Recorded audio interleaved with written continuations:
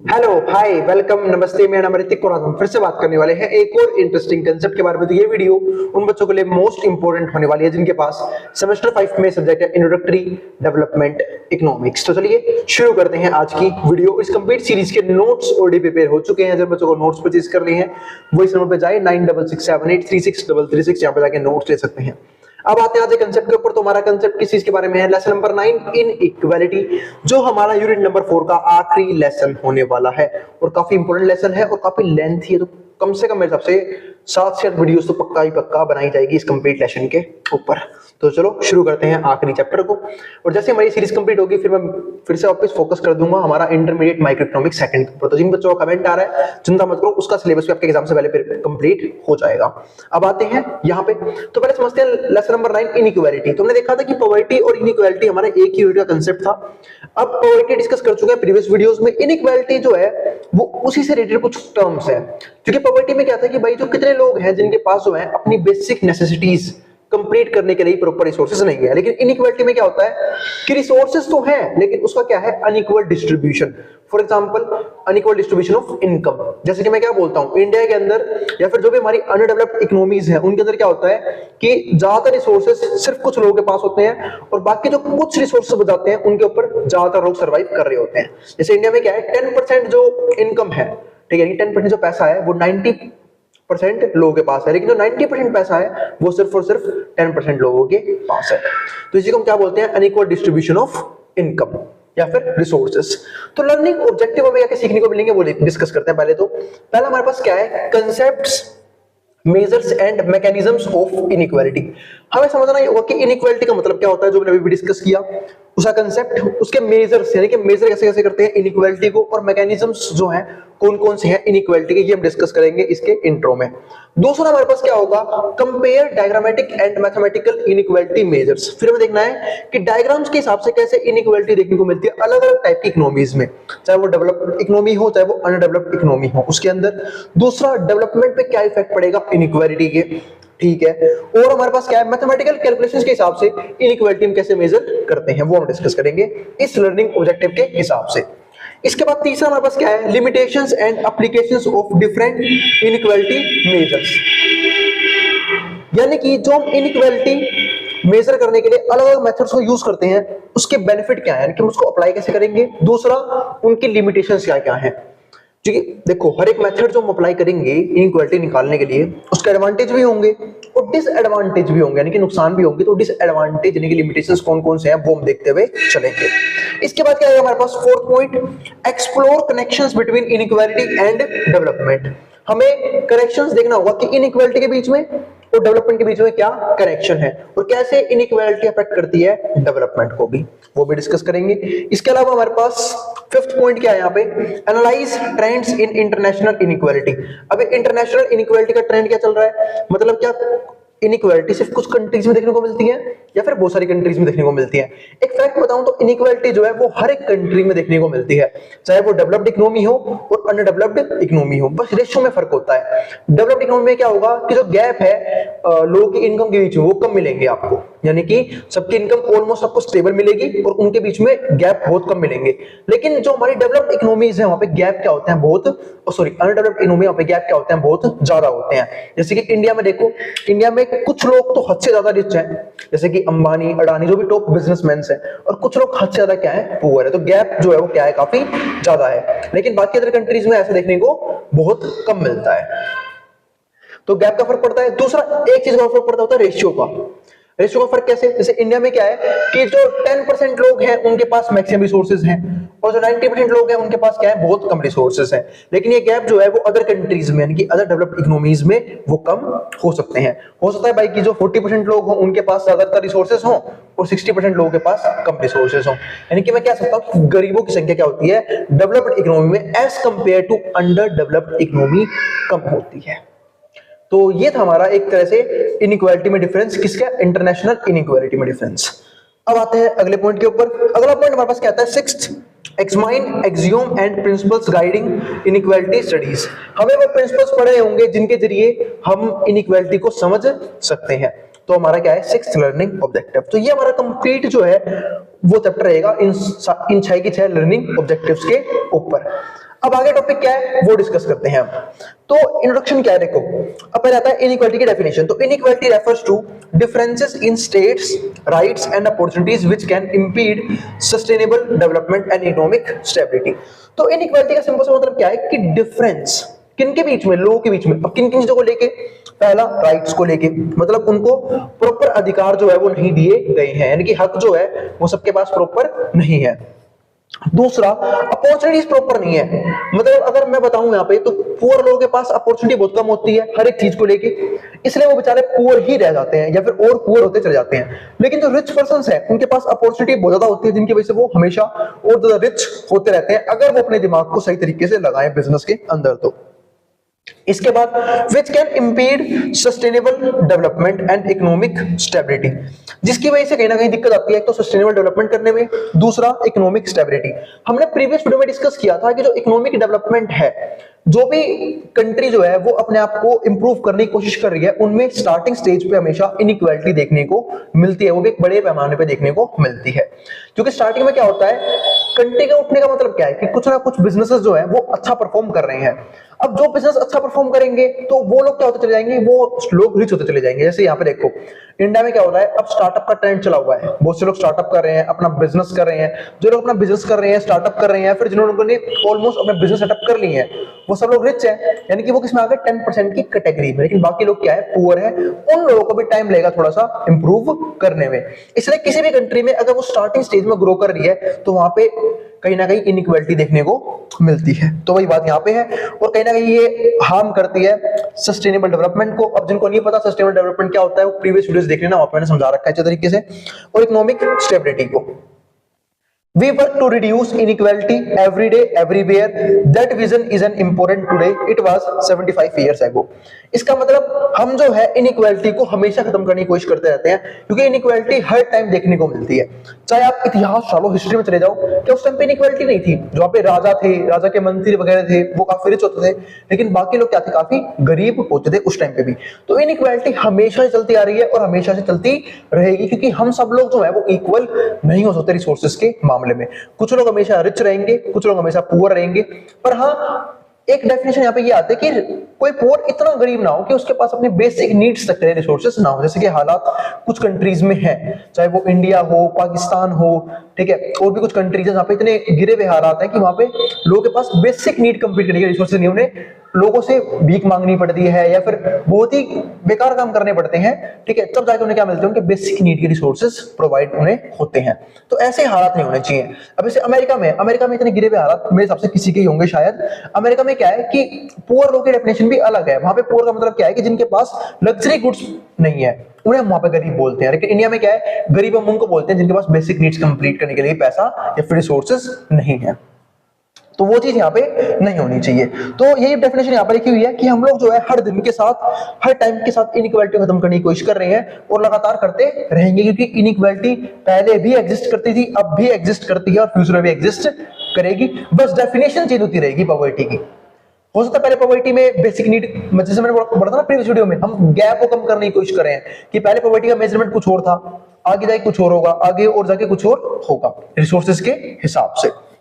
अब हमारे पास आता है अगला कंसेप्ट ऑफ इनइक्वालिटी। यहाँ पे कुछ पॉइंट्स गिवन है, उसको डिस्कस करके हम आज जो है इनइक्वालिटी का इंट्रोडक्शन खत्म कर देंगे, फिर हम समझेंगे इसके बाकी लर्निंग ऑब्जेक्टिव्स के बारे में, यानी कि बाकी चीजों के बारे में। अब देखो, development economics is incomplete without understanding and discussing the concept of inequality. तो अगर मैं डेवलपमेंट इकोनॉमिक्स की बात करूं तो हमारे क्या है, इनकम्प्लीट है without understanding and discussing the concept of inequality and poverty.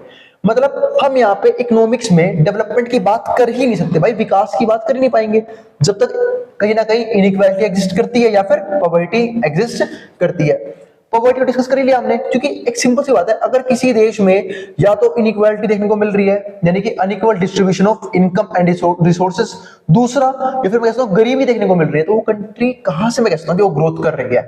तो ग्रोथ का यहाँ पे, डेवलपमेंट का यहाँ पे सवाल ही पैदा नहीं होता जब तक किसी कंट्री में गरीब लोग एग्जिस्ट करते हैं, और वो भी गरीब, इतने गरीब जिनके पास बेसिक रिसोर्सेज तक के लिए पैसा नहीं है।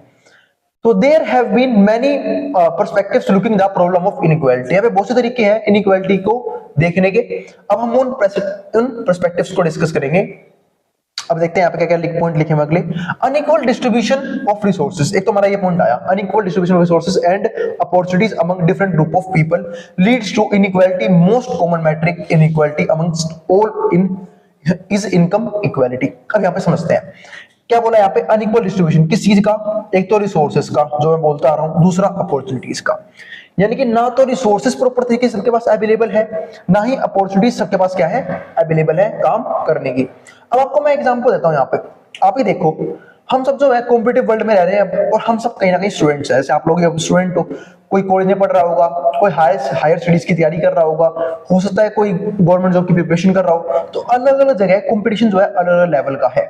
और दिक्कत क्या है कि सबसे बड़ी दिक्कत क्या है, यहाँ पे प्रॉपर फैसिलिटी भी सबके पास अवेलेबल नहीं है।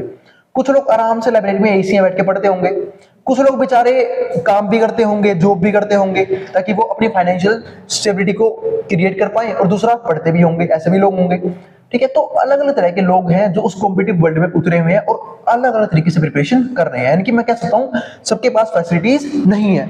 वही सेम चीज यहाँ पे है। इसी को हम क्या बोलते हैं, अनइक्वल डिस्ट्रीब्यूशन ऑफ रिसोर्सेज। यानी कि कुछ लोगों के पास रिसोर्सेज इजीली अवेलेबल है, चाहे वो पैसे की फील्ड में हो, ठीक है, चाहे वो किसी और फील्ड में हो, लेकिन कुछ लोग ऐसे हैं जिनके पास प्रॉपर अपॉर्चुनिटीज या फिर रिसोर्सेज नहीं है। इसी की वजह से क्या क्रिएट होता है, इनकम इनइक्वालिटी। और हमें जरूरत क्या है कि हम जो है लोगों के बीच में कहीं ना कहीं इनकम इक्वालिटी क्रिएट करें। इसके बाद अगला पॉइंट क्या आता है हमारे पास, income is considered as an important indicator of living standard. हम सब जानते हैं आजकल जो है, क्योंकि पहले लोग हम चीजें देख के बोलते थे कि इसके पास ये एसेट्स हैं, ये चीजें हैं, इसलिए वो क्या है, अमीर है। अभी भी हम एसेट को देख के अमीर बोलते हैं, लेकिन सबसे इंपॉर्टेंट चीज क्या आती है उसकी, इनकम। क्योंकि इनकम वो चीज है जो जिसके जरिए वो एसेट्स को बिल्ड करता है। दूसरा, उसकी परचेजिंग पावर स्ट्रांग होती है, लिविंग स्टैंडर्ड को देखा जाता है, सब कुछ किसके जरिए, इनकम के जरिए। क्योंकि आजकल इनकम यानी कि पैसा वो चीज है जिसके जरिए हम ज्यादा चीजों को परचेज कर सकते हैं। यानी कि जो भी हमारी मटेरियलिस्टिक थिंग्स हैं, ऑब्जेक्ट्स हैं, उनको तो परचेज हम कर सकते हैं यहाँ पे। तो income is considered as an important indicator of living standard and other well being. The inequality of opportunities in addition of income inequality shapes of the economic inequality.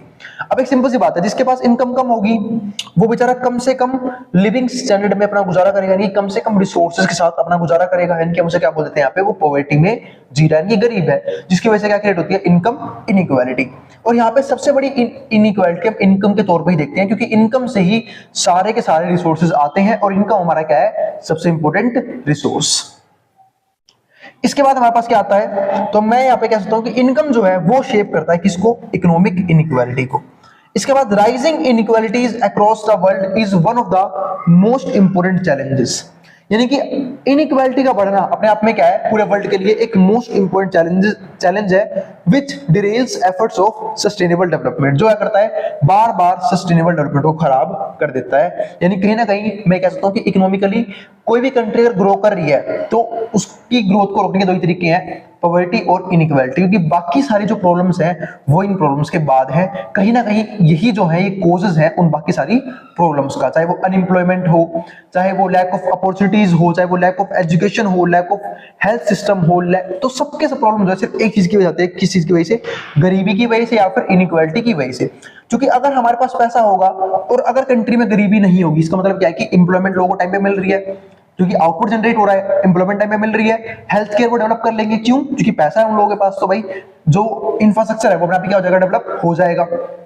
चाहे आप कितनी भी रिच कंट्रीज देख लो, वहां पे इन सारी चीजों की कोई भी दिक्कत नहीं है। तो वही सेम चीज यहां पे आती है। तो rising inequality across the world is one of the most important challenges which derails efforts of sustainable development.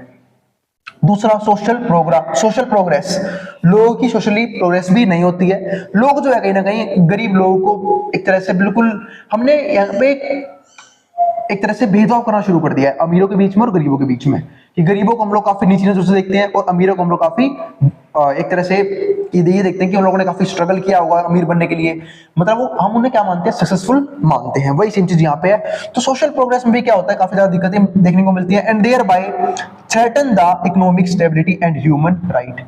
इस तरीके से ह्यूमन राइट्स को भी इन्फ्लुएंस किया जाता है। अब आप ही देखो, जो अमीर लोग हैं, ठीक है, वो चाहे कुछ भी करें, वो कानून से ही बच जाते हैं, उनके ऊपर ह्यूमन राइट्स की भी कोई चीजें नहीं लगती। जैसे आपने वो देखा होगा पोर्स वाला हादसा, ठीक है, कि भाई जाके ठोक दी गाड़ी 2 जनों को, ठीक है, और वहां पे क्या लिखवाना पड़ा उन्हें, एक ऐसे लिख के बच गए वो, ठीक है। मतलब जहां पे 3-4 केसेस वहां पे लगाए जा सकते थे, वहां पे इतनी चीजों से बच गए। तो ह्यूमन राइट्स जो है वो काफी इजीली इन्फ्लुएंस होते हैं सिर्फ किन लोगों के लिए, अमीर लोगों के लिए। और वहीं पे अगर कोई पुअर होगा तो उसके साथ चाहे कितना ही जुल्म कर ले कोई अमीर आदमी, चाहे कितना ही कुछ कर ले, चाहे मतलब कोई पावरफुल पर्सन से किसी भी तरीके से इन्फ्लुएंस कर सकता है। और उसके लिए कानून व्यवस्था भी क्या है, काफी खराब है हमारे कंट्री की। तो ये था हमारा इकोनॉमिक स्टेबिलिटी और ह्यूमन राइट्स, दोनों चीजें क्या होती है, कहीं ना कहीं अफेक्ट होती इनइक्वालिटी। तो चलो डिस्कस करते हैं इनइक्वालिटी कुछ और टॉपिक्स के बारे में। इनइक्वालिटी के ऊपर मैं कुछ वीडियोस ऑलरेडी अपलोड कर चुका हूं, जिसने अब तक प्रीवियस वीडियोस ना देखी हो आराम से पहले वाली वीडियोस देखना, और हमेशा किसी प्लेलिस्ट की वीडियोस को सीरीज वाइज ही देखा करो, ताकि आपके हर एक कंसेप्ट सीरीज वाइज ही कंप्लीट होते चले जाएं। अब आते हैं आज के कंसेप्ट के ऊपर। तो कंसेप्ट हमारे पास क्या है, मेजरमेंट ऑफ इनइक्वालिटी। हम इनइक्वालिटी को मेजर कैसे कर सकते हैं, दूसरा क्यों करना है मेजर इनइक्वालिटी को। तो देखो इनइक्वालिटी का मतलब क्या होता है कि जब हम देखते हैं कि रिसोर्सेज में डिफरेंस है, कुछ लोगों के पास कुछ ज़्यादा ही रिसोर्सेज हैं और कुछ लोगों के पास बहुत कम रिसोर्सेज है जिनमें उन्हें गुजारा करना पड़ रहा है। तो हमें ये चेक करना होता है कि इनइक्वालिटी किस लेवल पे है, मतलब किसी कंट्री के अंदर या फिर किसी भी ऑर्गेनाइजेशन के अंदर जो लोग हैं वो कितने ज़्यादा रिच हैं, मतलब कितने % लोग हैं ऐसे जिनके पास हाईएस्ट रिसोर्सेज हैं, और कितने लोग ऐसे हैं जिनके पास अपने बेसिक नेसेसिटीज़ को कंप्लीट करने तक के भी रिसोर्सेज नहीं है। वो रेशियो चेक करते हैं हमेशा। कई में ये गैप बहुत ज़्यादा मिलता है, जैसे इंडिया में सिर्फ 10% लोग हैं जो रिच हैं और बाकी 90% लोग क्या है, पुअर कैटेगरी में आते हैं। फिर यानी कि वो लोग आते हैं जहाँ पे मिडिल क्लास फैमिली है और या फिर लोअर क्लास फैमिलीज एग्जिस्ट करती हैं, और हायर क्लास सिर्फ और सिर्फ 10% है।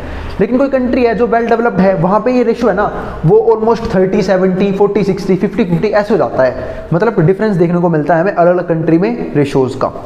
तो वही चीज़ है यहाँ पे इनइक्वालिटी। अब बात इनइक्वालिटी को मेजर कैसे करें, उसके लिए अलग अलग मेथड्स हैं, अलग अलग तरीके हैं, आज हम उन्हीं के ऊपर बात करेंगे। तो समझते हैं। तो measuring inequality like how wealth और income is spread among people, it gets complicated. तो एक सिंपल सी बात है, इनइक्वालिटी को मेजर करने का मतलब क्या है कि जो वेल्थ है या फिर जो इनकम है वो किस लेवल पे डिस्ट्रीब्यूट हो रखी है, यानी कितने लोगों के पास कितने % रिसोर्सेज हैं और दूसरे ग्रुप के पास कितने % रिसोर्सेज है। तो रिसोर्सेज का डिस्ट्रीब्यूशन जो है वो प्रॉपर तरीके से है या नहीं है, वो मैं कौन बताती है, इनइक्वालिटी बताती है। तो ये तो हो गया इनइक्वालिटी का मतलब क्या होता है, वेल्थ का मतलब। तो समझते हैं। अब ये वेल्थ और इनकम दो अलग अलग टर्म्स हैं।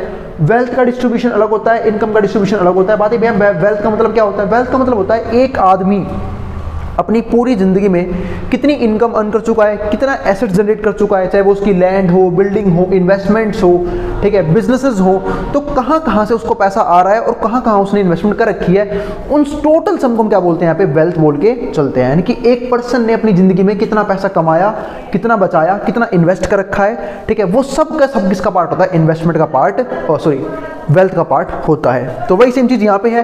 तो इंक्लूड्स एवरीथिंग समवन ओन्स, मतलब एक पर्सन के पास जितनी भी एसेट्स हैं, ठीक है, एसेट भी तो लायबिलिटी भी कह सकते हो, वो सब क्या आता है उसके वेल्थ के अंदर का पार्ट होता है। Like money in the bank, जैसे कि बैंक में कितना पैसा रखा हुआ है, प्रॉपर्टीज में कितना पैसा है, इन्वेस्टमेंट में कितना पैसा है। But it's hard to put a value on all these things accurately.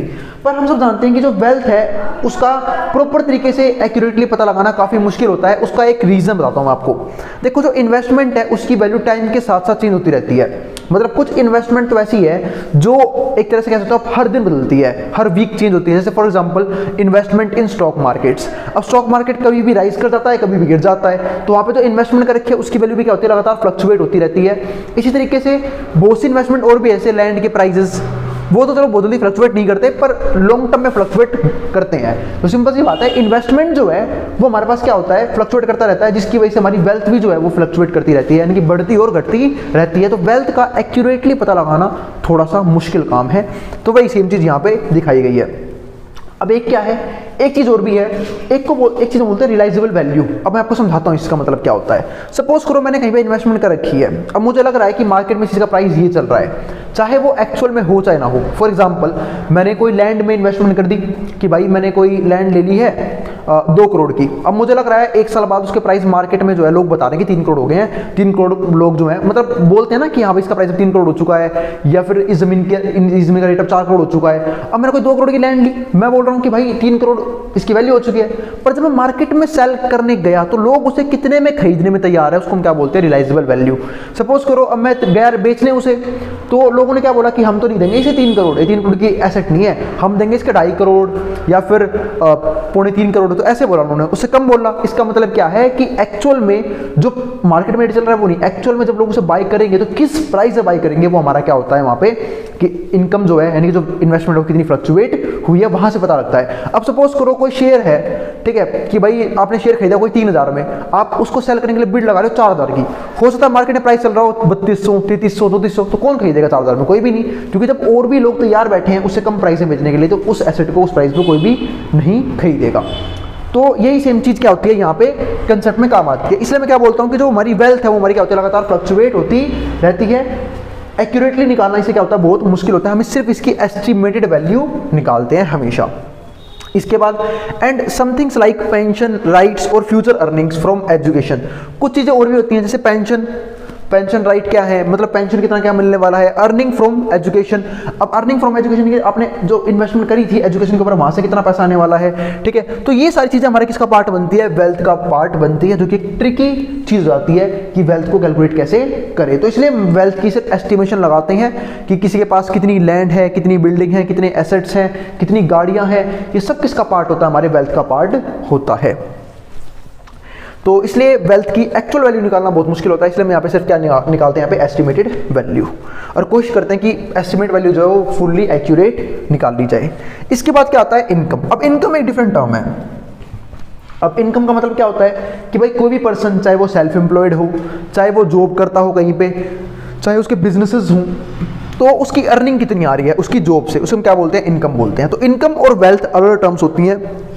Wealth में हम सारी एसेट्स को काउंट करके चलते हैं, इनकम में सिर्फ ये निकालते हैं कि प्रॉपर एक टाइम पीरियड में आपने जहां पे काम किया वहां से आपको कितना पैसा मिल रहा है, उसको हम क्या बोलते हैं, इनकम बोलते हैं। तो includes what someone earns from their job, तो ये इंक्लूड क्या करता है कि कोई पर्सन जो है वो कितनी इनकम अर्न करता है अपनी जॉब से, and also things like investment और बेनिफिट, और ये चीज़ भी इंक्लूड करता है कि इन्वेस्टमेंट और बेनिफिट से उसे कितना पैसा मिल रहा है। ध्यान रखना, इन्वेस्टमेंट और बेनिफिट यहाँ पे इंक्लूड हुए हैं, क्योंकि इनकम में एक बात और होती है, जैसे मान लो कई बार जब हम कहीं पे इन्वेस्टमेंट करते हैं तो वहां से भी हमारा passive source of income generate होता है, तो उसको भी हम आपकी इनकम में ही कैलकुलेट करते हैं। जैसे सपोज करो किसी ने किसी घर में इन्वेस्ट कर दिया पैसा, उस घर को रेंट पे लगा दिया, अब रेंट से पैसा आ रहा है, तो रेंट भी क्या है, उसके इनकम का एक सोर्स है। सपोज करो किसी ने कुछ अच्छी कंपनी के स्टॉक्स या फिर शेयर्स खरीद रखे हैं, अब शेयर से क्या आता है, डिविडेंड, अब डिविडेंड का जो पैसा आ रहा है वो भी किसका सोर्स बन जाएगा, इनकम का सोर्स में ही काउंट किया जाएगा।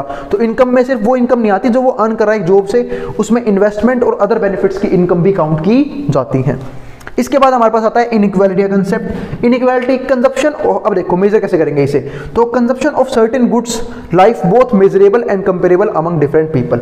तो हम यहाँ पे ये चेक करते हैं कि कोई पर्सन जो है वो कितने गुड्स को एक्यूमुलेट कर पा रहा है, फिर कितने गुड्स को कंज्यूम कर पा रहा है सेटिस्फेक्शन पर्पस के लिए। अब जो ज्यादा गुड्स को कंज्यूम कर पा रहा है इसका मतलब क्या है, उसके पास ज्यादा परचेजिंग पावर, ज्यादा पैसा खर्च कर रहा है, ज्यादा रिसोर्सेज है उसके पास, और जब ज्यादा रिसोर्स होंगे तो इसका मतलब क्या है कि वो कहीं ना कहीं पर्सन जो है वो रिच कैटेगरी में आएगा, और जब किसी के पास कम रिसोर्सेज होंगे, कम पैसा होगा खर्च करने के लिए, तो कहाँ पे आएगा, पुअर कैटेगरी में आएगा।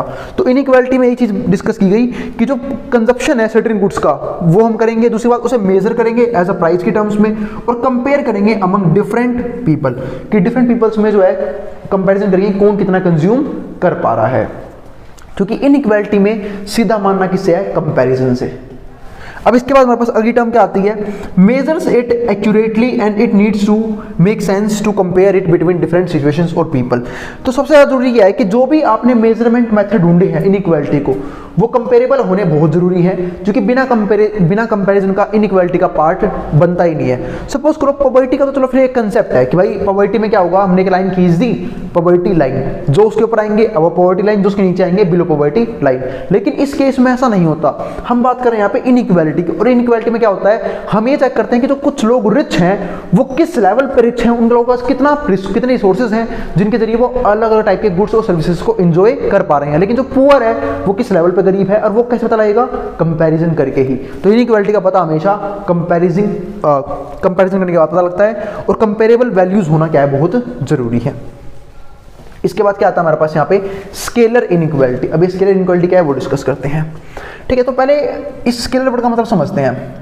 शायद आप लोगों ने इस वर्ड को पहले भी सुना होगा। स्केलर जो है ना, एक तरह से आपने सुना होगा, तो फिजिक्स में सुना होगा, फिजिक्स में दो तरह की क्वांटिटी होती है, वेक्टर क्वांटिटी और स्केलर क्वांटिटी। अगर मैं स्केलर की बात करूं, स्केलर का मतलब होता है एक ऐसी वैल्यू जिसके पास क्या हो, सिर्फ और सिर्फ एक मैग्नीट्यूड हो, एक नंबर हो। मतलब अगर मैं इनइक्वालिटी को एक सिंगल वैल्यू दे पा रहा हूं तो हमारा क्या बन जाएगा, वो यहाँ पे स्केलर इनइक्वालिटी बन जाएगा। और वेक्टर वो चीज होती थी जिसके पास मैग्नीट्यूड भी हो और डायरेक्शन भी हो। अब बात है इसका यहाँ से क्या रोल है वो समझते हैं। देखो अगर मैं बात करूँ इनइक्वालिटी की, तो इनइक्वालिटी जो है वो बहुत सारे टर्म्स पे डिपेंड करती है ना।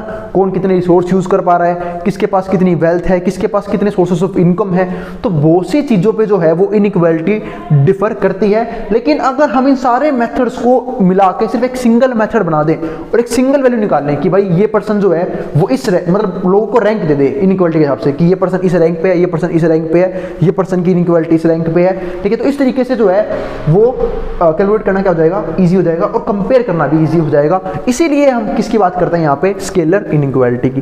यानी कि जब हम एक इनइक्वालिटी को एक सिंगल वैल्यू प्रोवाइड करते हैं उसको क्या बोलते हैं, स्केलर इनइक्वालिटी। तो scalar means all different aspects of inequality into a single number और पॉइंट ऑन स्केल। मतलब आप स्केल पे उसे एक पॉइंट दे दो या फिर एक सिंगल नंबर दे दो, उसी को हम क्या बोलते हैं, स्केलर इनइक्वालिटी बोलते हैं। अब यहाँ पे 3 पॉइंट समझने के लिए कि भैया ये स्केलर इनइक्वालिटी कंसेप्ट लिया क्यों था हमने, उसके लिए भी 3 पॉइंट है। कौन कौन से पॉइंट है? पहला पॉइंट क्या बोलता है, if we want to look at multiple aspects of inequality we can do that by using different measures. एक सिंपल सी बात है, अगर मान लो मैं किसी भी तरीके से स्केलर इनइक्वालिटी ले आया, तो स्केलर इनइक्वालिटी का मतलब क्या हो जाएगा कि मैं एक सिंगल नंबर प्रोवाइड कर रहा हूं, ठीक है। अब यहाँ पे क्या है, सिंगल नंबर प्रोवाइड कर रहा हूं, लेकिन यहाँ पे दिक्कत क्या हो रही है, एक मिनट, चलो फिर अब हम देखते हैं आगे। तो स्केलर इनइक्वालिटी का मतलब मैंने आपको बता दिया है, जहां पे हम एक इनइक्वालिटी को एक सिंगल वैल्यू प्रोवाइड कर देते हैं। लेकिन उसमें 3 पॉइंट कौन कौन से गिवन है वो देखते हैं। If we want to look at multiple aspects of inequality, अगर हम इनइक्वालिटी के डिफरेंट एस्पेक्ट को समझने लगेंगे तो we can do that by using different measures. तो मैंने बताया ना आपको, इनइक्वालिटी मेजर करने के अलग तरीके होते हैं, तो हमें उन अलग तरीकों को फॉलो करना पड़ेगा अगर हमें अलग तरीके की इनइक्वालिटी चेक करनी है। तो इस केस में यहाँ पे दिक्कत क्या आएगी कि हमें यहाँ पे डिफरेंट मेजर्स यूज करने पड़ेंगे इनइक्वालिटी को समझने के लिए। तो each focusing on specific characteristics of society, जिसके अंदर हम सिर्फ एक अलग तरह की इनइक्वालिटी की बात कर रहे होंगे। लेकिन अगर हम बात करते हैं यहाँ पे एक सिंगल इनइक्वालिटी की, यानी कि स्केलर इनइक्वालिटी की, तो यहाँ पे हम डायरेक्टली चेक कर सकते हैं कि इनइक्वालिटी जो है किस लेवल पे है और कौन सा पर्सन किस रैंक पे एग्जिस्ट करता है इनइक्वालिटी के अंदर, और जो ही कंपेयर करना क्या हो जाएगा, काफी इजी हो जाएगा। तो पहला पॉइंट तो ये दिया इन्होंने कि इन्होंने स्केलर इनइक्वालिटी बनाई क्यों, ताकि हमें अलग अलग मेजर्स यूज ना करने पड़े, एक सिंगल मेजर हो जिसके जरिए हम इजीली इनइक्वालिटी को कंपेयर भी कर सकते हैं और चेक भी कर सकते हैं। दूसरा पॉइंट हमारे पास क्या आता है यहाँ से, sometimes we just want to simple answer to a question like has inequality increase और डिक्रीज। कई बार क्या होता है, क्वेश्चन ऐसे आते हैं एग्जाम्स के अंदर, या फिर मैं अगर ऐसे पूछ रहा हूँ कि जो इनइक्वालिटी है वो इंक्रीज हुई है या डिक्रीज हुई है। इसके बारे बात मैंने प्रीवियस वीडियो में भी की थी कि इनइक्वालिटी इंक्रीज कब होगी, जब गरीबों का पैसा अमीरों के पास जाएगा, यानी कि अमीर और अमीर होते चले जाएंगे और गरीब होते चले जाएंगे। इस तरीके से क्या होगा, इनइक्वालिटी बढ़ेगी घटने की बजाय। और इनइक्वालिटी डिक्रीज कब करेगी, जब अमीरों का पैसा गरीबों के पास आएगा, यानी कि गरीब अब अमीर होने शुरू हो जाएंगे और अमीर थोड़े से गरीब हो जाएंगे, ज्यादा नहीं थोड़े से, ठीक है। इसी को हम यहाँ पे क्या बोलते हैं, ठीक है, जो इनइक्वालिटी हो क्या हो गई, डिक्रीज होनी शुरू हो गई, यानी कि equal distribution of resources and income शुरू हो चुका है। If we use multiple measures of inequality, it can lead to ambiguous answer. लेकिन अगर सपोज करो मैं यहीं पे अलग अलग मेथड यूज करना शुरू कर दूं इनइक्वालिटी निकालने के लिए, तो क्या हो जाएगा, आंसर हमारा खराब हो जाएगा। लेकिन अगर यहीं पे एक सिंपल मेथड अगर एग्जिस्ट करता कि सपोज करो मैं ये बोल रहा हूं कि एक की इनइक्वालिटी 12 है, एक की इनइक्वालिटी 15 है, तो मैं आराम से कर सकता हूं कि इनइक्वालिटी किसकी ज्यादा है, इनइक्वालिटी यहाँ पे ज्यादा है और यहाँ पे क्या है, कम है। तो ये एक फायदा होता है किसका, स्केलर इनइक्वालिटी निकालने का। अगला है और तीसरा और आखिरी पॉइंट जिन्होंने दिया, तीसरे में क्या लिखा है, using multiple measures of income distribution. यहाँ पे इनकम डिस्ट्रीब्यूशन है, income distribution can be useful, there is still a place for standard single inequality measure. अगर हम यहाँ पे सिर्फ और सिर्फ इनकम डिस्ट्रीब्यूशन की बात कर रहे हैं तो हम उसके लिए एक सिंगल डिस्ट्रीब्यूशन यूज कर सकते हैं ताकि हम लोगों की इनकम को कंपेयर कर पाए। मतलब हम इनकम के स्लैब बना सकते हैं कि इतनी इनकम कितने लोगों की है, उससे फालतू इनकम कितने लोगों की है। इस तरीके से क्या हो जाएगा, सिंपल मेथड हमारा बन जाएगा। इसके बाद even if we can't agree on a single scale और a collection of scales still be able to rank inequalities. अब समझो यहाँ पे जैसे कई लोग जो है ना एग्री नहीं करते किसके लिए, सिंगल स्केल के लिए, कि भाई आप जो है एक सिंगल चीज के बेस पे कैसे इनइक्वालिटी बता सकते हो, हमें तो मल्टीपल मेजर यूज करनी चाहिए क्योंकि हमें इनइक्वालिटी के डीप में जाना है, यानी कि उसके हर एक कैरेक्टरिस्टिक्स को समझना है कि इनइक्वालिटी क्यों क्यों हो सकती है। कई बार इनकम को लेके होती है, ठीक है, कई बार रिसोर्सेज को लेके होती है, और और भी बहुत सारे कारण होते हैं इनइक्वालिटी को होने के। तो अगर हमें रैंक देना है इनइक्वालिटी को, तो हमें यहाँ पे सिंगल स्केल कैसे यूज कर सकते हैं, तो यहाँ पे क्या होता है, this ranking might not be give us all details. तो ये इसकी डिसएडवांटेज क्या है कि ये जो डिटेल है, रैंकिंग जो है, ये कभी भी हमें सारी डिटेल प्रोवाइड नहीं कर सकता, but it can be provide valuable insight, लेकिन ये हमें वैल्यूएबल चीजें जरूर बता सकता है। तो ये इसका डिसएडवांटेज क्या आया कि जब भी हम किसी भी इनइक्वालिटी को रैंक देंगे या फिर एक सिंगल मेथड यूज करेंगे इनइक्वालिटी निकालने के लिए, तो उसमें कहीं ना कहीं दिक्कतें रहेंगी। वो बिल्कुल डीप में इनइक्वालिटी को डिस्कस नहीं करेगा, वो सिर्फ एक हमें कुछ वैल्यूएबल चीजें बताएगा कि इस की वजह से क्या है इनइक्वालिटी जहां पे मेजर की गई है। लेकिन अगर हमें पूरी इनसाइट लेनी है कि इनइक्वालिटी क्यों क्यों हुई है और हमें हर एक कैरेक्टरिस्टिक को समझना है, तो उसके लिए हमें डिफरेंट मेजर्स यूज ही करने पड़ेंगे इनइक्वालिटी निकालते वक्त। अब शुरू करते हैं आज का कंसेप्ट। तो कंसेप्ट है न्यूमेरिकल रिप्रेजेंटेशन होता क्या है। तो प्रीवियस वीडियो में याद होगा आप लोगों को, मैं समझा था स्केलर इनइक्वालिटी क्या होती है, उसी से रिलेटेड आज का कंसेप्ट है वो हमारे पास क्या है, न्यूमेरिकल रिप्रेजेंटेशन। यानी कि जब हम इनइक्वालिटी को न्यूमेरिकल वैल्यूज के जरिए दिखाने की कोशिश करते हैं, उसको हम क्या बोलते हैं, numerical representation. Similarly scalar inequality की तरह, मतलब जब हम ऑर्डर देते हैं इनइक्वालिटी को कि कौन किस देश में कितनी ज़्यादा इनइक्वालिटी है और किस देश में कितनी कम इनइक्वालिटी है, उसको चेक करने के लिए, तो उसी को हम यहाँ पे क्या बोलते हैं, न्यूमेरिकल रिप्रेजेंटेशन का पार्ट बोलते हैं। तो यहाँ पे देखो, तो measure refers to how we use numbers to represent inequality. हम कैसे नंबर को यूज कर सकते हैं इनइक्वालिटी को रिप्रेजेंट करने के लिए। Interpretation depends on whether we are only concerned with order of inequality like ranking from least to most equal. अब समझते हैं, देखो दो तरह की चीजें होती हैं, एक तो होता है रैंक प्रोवाइड करना, ठीक है, दूसरा हमारा क्या होता है यहाँ पे कि हम क्या बोल सकते हैं यहाँ पे कि हमने नंबर प्रोवाइड कर दिया। दोनों में डिफरेंस है। सपोज करो कि अगर मान लो ये वही सेम कंसेप्ट जो हमने कहाँ पढ़ा था, यूटिलिटी में पढ़ा था। अगर मैं यूटिलिटी वाला केस आपको याद दिलाऊं, उसमें होता क्या, सपोज करो मैं कभी एक्सरसाइज करने गया, ठीक है, जब मैं एक्सरसाइज करने गया मुझे प्यास लग गई, अब मुझे पानी पीना है, ठीक है, तो जो मेरे पास पहला गिलास आएगा उससे सेटिस्फेक्शन क्या मिलेगा, मैक्सिमम, क्योंकि उस टाइम मेरे को वाटर की नीड क्या थी, मैक्सिमम थी, तो मैंने पानी पिया क्योंकि मैं डिहाइड्रेट हो गया था। अब मैंने पानी पी लिया, अब जब मेरे पास दूसरा गिलास आएगा पानी का, तो वो क्या होगा, उससे सेटिस्फेक्शन क्या मिलेगी, एज कंपेयर टू फर्स्ट गिलास कम मिलेगी। इसी को हम क्या बोलते हैं, रैंक प्रोवाइड करना। क्या बोलते हैं, रैंक प्रोवाइड करना। तो ये चीज ध्यान रखना।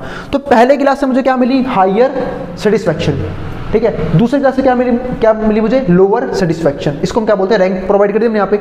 लेकिन सपोज करो अगर मैं इसे नंबरों की फॉर्म में बोलूं कि जब मैंने पहला गिलास पानी पिया तो मुझे क्या मिला, 20 यूटिल्स, मतलब मुझे 20 नंबर की क्या मिल गई, यूटिलिटी मिल गई। लेकिन जैसे ही दूसरे गिलास पानी पिया मुझे क्या मिला, 15 यूटिल्स, तो सेटिस्फेक्शन कम हुई। लेकिन अब की बार मैंने सेटिस्फेक्शन कैसे दिखाई है, नंबर्स की फॉर्म में। तो वही सेम चीज यहाँ पे क्या होती है, यहाँ पे होती है न्यूमेरिकल रिप्रेजेंटेशन में। कई बार हम कंट्रीज को रैंक देते हैं कि भाई, जैसे मैं बोलूँ कि इंडिया में क्या है, यूएसए में इनइक्वालिटी क्या है, कम है, इंडिया में क्या है, ज़्यादा है इनइक्वालिटी, तो क्या बोलते हैं, रैंक प्रोवाइड कर देना। लेकिन अगर मैं नंबरों के फॉर्म में दिखाऊं तो क्या बन जाएगा हमारा यहाँ पे कि भाई हमने यहाँ पे क्या कर दिया, न्यूमेरिकल रिप्रेजेंटेशन, किस चीज़ का, इनइक्वालिटी का। तो वही सेम चीज़ यहाँ पे है, या तो आप रैंक भी प्रोवाइड कर सकते हो या फिर आप नंबर की फॉर्म में भी दिखा सकते हो। लेकिन जब आप नंबर की फॉर्म में दिखाओगे तो हमारा क्या हो जाएगा, वो न्यूमेरिकल रिप्रेजेंटेशन। अब आगे समझते हैं, दूसरा पॉइंट क्या आता है, इनकम डिफरेंसेस। अब ये इनकम डिफरेंसेस क्या है वो समझते हैं पहले फटाफट। ये तो हो गया समझ, ये तो आसान टॉपिक था, हो गया खत्म। और इसकी हमने बात की थी उसमें भी, स्केलर इनइक्वालिटी के वाले वीडियो में भी। अब यहाँ पे समझते हैं इनकम डिफरेंसेस क्या होते हैं। अब एक बात ये आती है, क्या हमेशा इनकम डिफरेंसेस दो फैमिलीज के बीच में, दो कंट्रीज के बीच में क्या हमेशा इनइक्वालिटी शो करते हैं? ऐसा जरूरी बिल्कुल भी नहीं है। सपोज करो, आपको एग्जांपल देता हूँ, एक तगड़ा एग्जांपल लेते हैं। एक फैमिली है ए, एक फैमिली है बी, ठीक है। अब अगर हम मानते हैं यहाँ पे कि मान लो एक ही फैमिली में जो है ना, एक ही जो फैमिली इनकम है वो भी कितनी है, 10,000, ठीक है, थोड़ा बढ़ा लेते हैं, 1 लाख, कुछ ज़्यादा गरीब बना दिया मैंने, ठीक है। एक ही फैमिली इनकम कितनी है, 1 लाख मान ली मैंने। सपोज करो बी की भी 1 लाख है, तो इसका मतलब क्या है, मैं क्या कह सकता हूँ कि दोनों जो हैं वो इक्वलिटी में आते हैं। जो कंट्री है वहाँ पे जो इनकम है वो इक्वल रेट पे है। अब एक बार समझते हैं थोड़ा और डीप में।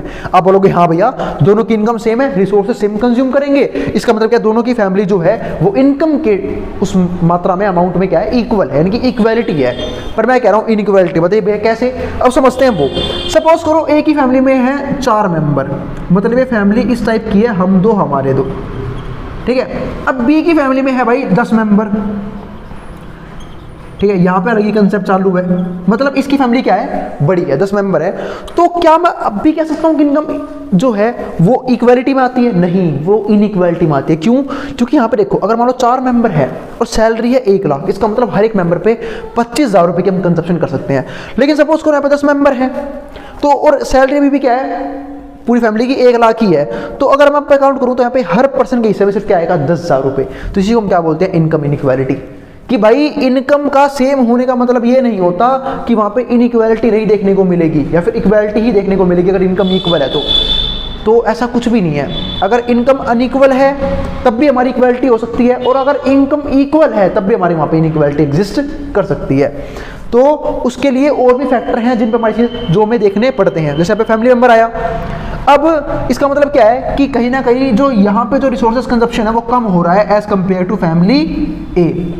अब ऐसा मैं ये भी कह सकता हूँ कि जो इंडिया की जो है ऑल ओवर जो जीडीपी है वो बहुत सारी कंट्री से ऊपर है, लेकिन क्या इसका मतलब क्या है कि इंडिया अमीर हो गया? नहीं, इसका एक मेन रीजन क्या है कि इंडिया में पॉपुलेशन भी बहुत ज़्यादा है। आप ये तो देखो कि जो रिसोर्सेज हैं हमारे पास वो सबके बाटे में कितने कितने आ रहे हैं, वो तो बहुत कम कम आएंगे। इसका मतलब क्या है, कहीं ना कहीं अनइक्वल डिस्ट्रीब्यूशन यहाँ पे भी देखने को मिलता है। अब एक और रीजन हो सकता है, चलो ये तो मैंने एग्जाम्पल दिया, फैमिली बड़ी थी वहाँ पे तो इनकम सेम होते हुए भी हमें यहाँ पे इनइक्वालिटी देखने को मिली। दूसरा समझते हैं, अगर सपोज करो एक और फैमिली ली यहाँ पे हमने, ए फैमिली, उसकी इनकम है 1 लाख।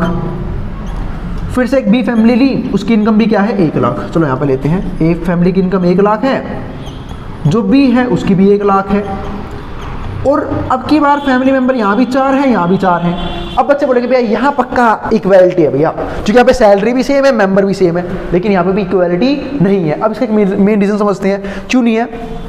यहाँ पे 4 मेंबर हैं, यहाँ पे जो 4 मेंबर हैं वो सारे क्या है, हेल्थी है, मतलब प्रॉपर स्वस्थ है। यहाँ पे 4 मेंबर है, इनमें से 2 जो है वो क्या है, अनहेल्थी है, अनहेल्थी। तो बात है अनहेल्थी का क्या इफेक्ट पड़ेगा?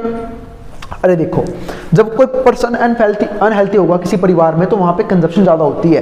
क्यों होती है? क्योंकि मेडिसिन पे खर्चा आता है, ठीक है, आप उसे बार बार हॉस्पिटल लेके जाओगे उस पर खर्चा आएगा, बहुत सी बीमारियां हैं, ठीक है, उसके इलाज में खर्चा आता है। तो और भाई, और फिर वो फ्रूट्स वगैरह कंज्यूम करेंगे, एक्स्ट्रा रिसोर्सेज कंज्यूम करते हैं। तो मैं एक बात कह सकता हूँ कि अगर किसी फैमिली में अनहेल्थी लोग रहते हैं तो वहाँ पे कंजप्शन क्या होती है, ज़्यादा होती है। इसका मतलब यहाँ पे फिर से क्या हो गया, हमारे यहाँ पे इनइक्वालिटी देखने को मिली, सेम इनकम होते हुए भी और सेम फैमिली मेंबर होते हुए भी। क्यों? क्योंकि जो हमारी ये वाली फैमिली है वो थोड़ी सी अनहेल्थी है, तो यहाँ पे कंजप्शन जो है वो मेडिसिन की या फिर अदर गुड्स की ज़्यादा होती है एज कंपेयर टू फैमिली ए, जिसकी वजह से मैं कहता हूँ यहाँ पे अनइक्वल डिस्ट्रीब्यूशन ऑफ इनकम देखने को मिलता है। तो भाई सेम चीज़ यहाँ पे है, तो ध्यान रखना, ऐसे क्वेश्चन ये आ सकता है एग्जाम में से सिर्फ कि भाई अगर मान लो किसी परिवार में अगर इनकम जो है वो लोगों का अनइक्वल है, इसका मतलब क्या है कि वहाँ पे इनइक्वालिटी है? तो ऐसा जरूरी नहीं होता। अगर इनकम अनइक्वल है, ठीक है, तो हमें और भी फैक्टर हैं जो देखने पड़ते हैं, और अगर इनकम इक्वल है तब भी हमें और भी फैक्टर जो मेजर करने पड़ते हैं, जिसके बेस हम ये कहते हैं कि इनइक्वालिटी एग्जिस्ट करती है या नहीं करती। तो सिर्फ इनकम में चेंज होना या फिर सिर्फ इनकम का इक्वल होना इक्वालिटी और इनइक्वालिटी को नहीं दिखाता है। यहां तक हमने ये बात तो समझ ली अच्छे से। अब इसको डिस्कस करते हैं। पीपल विद लार्जर फैमिलीज और दोज हु आर सिक में रिक्वायर मोर रिसोर्सेज। अब देखो यहाँ पे वो लोग मतलब पीपल विद लार्जर फैमिलीज, मैंने ऐसे लोग जहाँ पे फैमिलीज क्या ज़्यादा हैं, दोज हु आर सिक में रिक्वायर मोर रिसोर्सेज।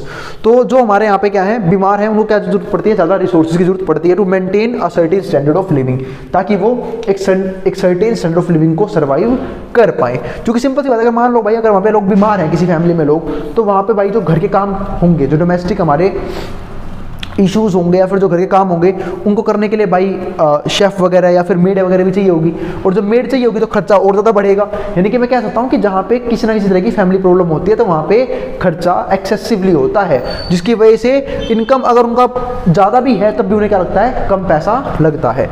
तो भाई सेम चीज़ यहाँ पे है कि भाई जो लोग बीमार हैं उन्हें क्या चाहिए होगा, more resources to maintain certain standard of living compare to single healthy person.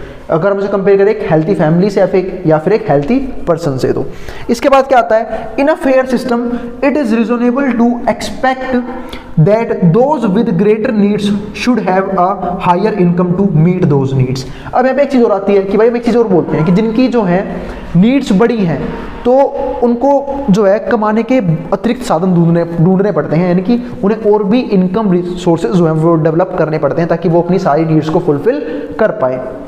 जिसकी वजह से लोगों को उनकी इनकम ज़्यादा लगती है, पर उन्होंने अपने खर्चे इतने बढ़ा रखे होते हैं कि उनको अपनी इनकम इंक्रीज करनी ही पड़ती है, इनकम का लेवल बढ़ाना ही पड़ता है, तब जाके वो सर्वाइव कर पाते हैं उस लेवल के स्टैंडर्ड ऑफ लिविंग पे। इसके बाद क्या आता है हमारे पास यहाँ पे, fair distribution of income is to ensure everyone receives. और यहाँ पे क्या आया, फेयर डिस्ट्रीब्यूशन ऑफ इन्कम, कि इनकम का क्या होना चाहिए, fair distribution is to ensure everyone receives an equal income regardless to personal differences except for those related to need. अब उन्होंने क्या बोला कि इनकम का जो है जो डिस्ट्रीब्यूशन है वो प्रॉपर तरीके से होना चाहिए और सबको सेम और इक्वल डिस्ट्रीब्यूशन मिलना चाहिए इनकम का। पर क्या ऐसा पॉसिबल है, क्या सभी को रिसोर्सेज जो हैं वो इक्वली डिस्ट्रीब्यूट किए जा सकते हैं? तो ऐसा बिल्कुल पॉसिबल नहीं है, क्योंकि काम करने के बहुत से तरीके होते हैं। कुछ लोग स्किल्ड वर्क में इन्वॉल्व होते हैं, कुछ लोग अनस्किल्ड वर्क में इन्वॉल्व होते हैं। जो लोग स्किल्ड वर्क में इन्वॉल्व होंगे तो सिंपल सी बात है, पेमेंट क्या मिलेगी, ज़्यादा मिलेगी एज कंपेयर टू वो लोग जो किस में इन्वॉल्व हैं, अनस्किल्ड वर्क में इन्वॉल्व हैं। तो हमें सोच समझ के क्या करना पड़ता है, यहाँ पे काम को करना पड़ता है ना। तो ये काफ़ी इंपॉर्टेंट पॉइंट आता है यहाँ पे। तो जैसे देखा होगा आपने कि किसी भी समाज में डॉक्टर है, एक्टर है, ठीक है, टीचर है, या फिर जो और भी हमारे प्रोफेशनल्स होते हैं, उनकी सैलरी एज कंपेयर टू बाकी लोगों से क्या होती है, काफ़ी ज़्यादा होती है। क्यों? क्योंकि वो एक स्किल्ड वर्क परफॉर्म कर रहे होते हैं। तो वही सेम चीज़ यहाँ पे है। तो fair distribution of income is ensure everyone receives an equal income regardless to personal differences. हाँ, लेकिन जिनको नीड है उनके पास प्रॉपर रिसोर्सेज होने क्या है, बहुत ज़रूरी है। सपोज करो कोई बीमार पर्सन है, कोई अनहेल्थी फैमिली है, या फिर कोई फैमिली जो है काफ़ी बड़ी है, तो इन सारे केसेस में उनके पास प्रॉपर रिसोर्सेज पहुँचने चाहिए। तो वो बात यहाँ पे की गई कि भाई इनइक्वालिटी जो है वो अदर फैक्टर्स पे भी डिपेंड करती है इनकम के अलावा। तो इनकम ज़्यादा होने से कोई पर्सन जो है वो इनइक्वालिटी में आता है, ऐसा कोई ज़रूरी नहीं है। हो सकता है उसके खर्चे क्या हो, ज़्यादा हो। अब खर्चे ये नहीं कि लग्जरी में ज़्यादा रह रहा है, हो सकता है उसको सही में हायर रिसोर्सेज की क्या हो, जरूरत हो। सपोज करो कोई ऐसी फैमिली जो बीमार रहती है, या फिर जहाँ पे बीमार लोग ज़्यादा हैं, वहाँ पे क्या होता है, खर्चे भी ज़्यादा देखने को मिलते हैं। इसके बाद हमारे पास क्या आता है, अगला टॉपिक हम क्या बोलते हैं, लोरेंज कर्व। अब ये भी एक तरीका है क्या निकालने का, ये निकालने तरीका है इनइक्वालिटी को चेक करने का। अब सपोज करो मैं सीधा ग्राफ से समझाता हूँ, फिर देखेंगे क्या लिखा हुआ है इसमें, ठीक है। तो ये देखो, ये ग्राफ है, तो ये हमारा हमने कुछ नंबर ले लिए, ठीक है, पॉइंट्स ले लिए इनइक्वालिटी के चेक करने के लिए। अब सपोज करो ये है लाइन ऑफ इनइक्वालिटी, और जो लोग हैं वो यहाँ पे एग्जिस्ट करते हैं। अब लोग बोल लो, ग्रुप्स बोल लो, कंट्रीज बोल लो, वो इन सारे पॉइंट्स पे एग्जिस्ट करती है। ये इसे बोलते हैं लोरेंज कर्व। ये लोरेंज कर्व है हमारा, जो टेढ़ा सा बन रहा है ना, ये वाला, और सीधा हमारे पास क्या है, लाइन ऑफ इनइक्वालिटी। अब एक सिंपल सी बात है, अब ये क्या है, इसे बोलते हैं इनइक्वालिटी गैप। क्योंकि भाई लोग यहाँ पे है, मतलब ये लाइन ऑफ इक्वालिटी है, मतलब ये इक्वल डिस्ट्रीब्यूशन आएगा। अगर ये हमारा लोरेंज कर्व इसके साथ बनता तो हम क्या बोलते हैं कि लोग जो है, मतलब यहाँ पे जो रिसोर्सेज हैं वो इक्वली डिस्ट्रीब्यूटेड हैं, यानी कि सब लोगों के पास प्रॉपर रिसोर्सेज अवेलेबल है। लेकिन दिक्कत क्या है कि भाई लोग तो यहाँ पे है नहीं, इस लाइन के ऊपर लोग हैं दूर इस लाइन से, तो ये जो गैप है ये हमारा क्या क्रिएट करता है, यहाँ पे इनइक्वालिटी, ठीक है। अब एक सिंपल सी बात है, यहाँ पे दो केस बन सकते हैं। इसको हम क्या बोलेंगे, अगर मान लो ये गैप कम से कम हो तो हम क्या बोलेंगे कि इनइक्वालिटी उतनी ही कम है, यानी कि जो कंट्री है वो इक्वालिटी की तरफ बढ़ रही है, रिसोर्सेज जो है वो इक्वली डिस्ट्रीब्यूटेड हैं। सपोज करो आप इस कर्व को देखो, यहाँ पे गैप बहुत कम है, तो ये हमारा लोरेंज कर्व, ये हमारा लाइन ऑफ इक्वालिटी। तो यहाँ पे क्या बोलेंगे, अ रिलेटिवली इक्वल डिस्ट्रीब्यूशन, कि जो कंट्री है वो कहीं ना कहीं कोशिश करे कि उनके रिसोर्सेज जो हैं वो इक्वली डिस्ट्रीब्यूट रहें। लेकिन वहीं पे देखो यहाँ पे गैप कितना ज़्यादा है, ठीक है। लोरेंज कर्व कहाँ बन रहा है और लाइन ऑफ इक्वालिटी कहाँ है, तो इसको हम क्या बोलते हैं, unequal distribution of income and resources. अब वही देखते हैं, तो Lorenz curve to show how unequal the distribution of wealth and income is. तो इस कर्व का सिर्फ ये दिखाना है, ये दिखाना इसका काम है कि जो रिसोर्सेज हैं और जो हमारे इनकम है उनका जो डिस्ट्रीब्यूशन है वो किस लेवल पे अनइक्वल है। तो अगर गैप कम होगा इसका मतलब इक्वली डिस्ट्रीब्यूटेड है, और गैप ज़्यादा होगा तो इसका मतलब क्या है कि इक्वली डिस्ट्रीब्यूटेड नहीं है। तो it's basically a picture that help us to see has a lot of money and who does not. और इसका काम एक चीज़ और दिखाना है कि किन के पास कुछ ज़्यादा ही रिसोर्सेज हैं, यानी कि वो कुछ ज़्यादा ही रिच हैं, तो और कुछ लोग जिनके पास बिल्कुल भी रिसोर्सेज नहीं है, यानी कि वो क्या है, काफ़ी एक्सट्रीम लेवल पे पॉवर्टी में जी रहे हैं। तो ये काम क्या है, इस कर्व का बताना है। तो ये हमारे पास तीन मेजरमेंट और देखे हमने। एक हमने देखा न्यूमेरिकल रिप्रेजेंटेशन, फिर हमने देखा इनकम डिफरेंसेस, और फिर हमने देखा लोरेंज कर्व। अब आते हैं फंक्शनल डिस्ट्रीब्यूशन टॉपिक पे। तो इसके लिए पहले हमें कुछ चीज़ समझनी होगी। एक तो पहली बात हम समझना होगा कि फैक्टर ऑफ प्रोडक्शन किसको बोलते हैं। क्या बोला मैंने यहाँ पे, factors of production. Factors of production. ये चीज़ आपने इकोनॉमिक्स में पहले ही पढ़ी होगी कि हमारे पास 4 तरह के फैक्टर ऑफ प्रोडक्शन होते हैं। अब वो कौन कौन से होते हैं वो डिस्कस करते हैं। एक तो होता है लैंड, दूसरा होता है हमारा बिल्डिंग, ठीक है, फिर होता है लेबर, और फिर हमारा कहता है एंटरप्रेन्योरशिप।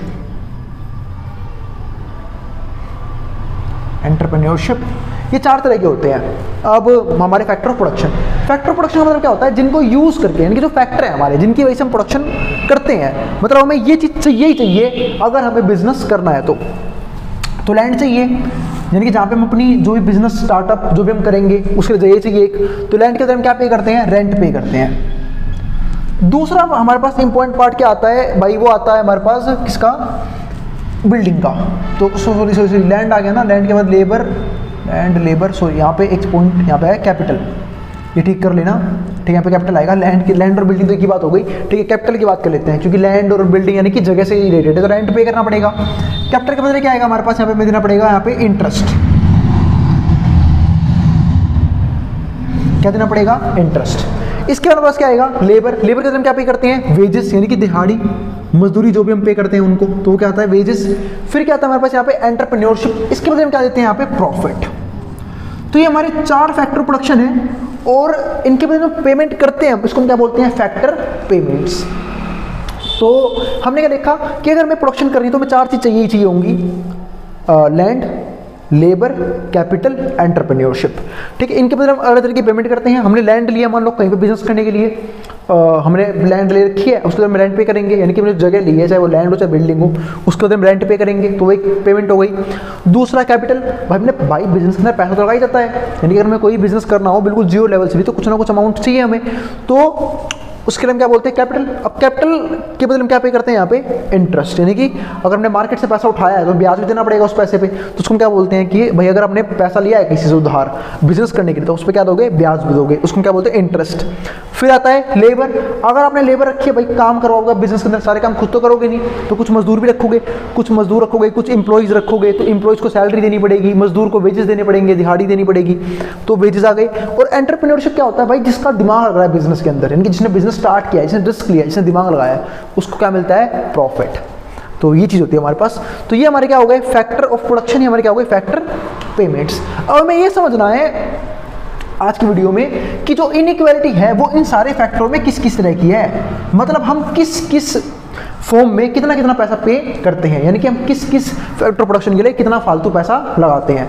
तो अब जरूरी थोड़ी ना कि मैं चारों पे इक्वल पैसा लगाऊं, हो सकता है लैंड पे फालतू पैसा लगता हो, ठीक है, लेबर पे कम पैसा लगता हो, एंटरप्रेन्योरशिप पे और कम पैसा लगता हो, तो वो डिपेंड करता है कि भाई कौन सा फैक्टर प्रोडक्शन कितना महंगा है और कहां पे कितना पैसा लग रहा है। उसी को हम क्या बोलते हैं, inequality between factor of production. तो वही समझते हैं फंक्शनल डिस्ट्रीब्यूशन के अंदर कि अगर मुझे बिजनेस के अंदर कोई भी फंक्शन परफॉर्म करना है तो उसके लिए जो हम फैक्टर ऑफ प्रोडक्शन यूज करेंगे तो उसमें इनकम का, यानी कि अपनी कैपिटल का डिस्ट्रीब्यूशन हम किस तरीके से करेंगे, यानी कि रिसोर्सेज का डिस्ट्रीब्यूशन किस तरीके से करेंगे, वो था आज का हमारा टॉपिक। तो उम्मीद आपको बेसिक पार्ट हो सबको समझ में आ गया होगा। अब समझते हैं यहाँ पे, तो income distribution is through what's called the functional और फैक्टर शेयर ऑफ डिस्ट्रीब्यूशन। तो इनकम डिस्ट्रीब्यूशन का मतलब क्या है कि भाई आप कितना शेयर दे रहे हो अपने फैक्टर ऑफ प्रोडक्शन को।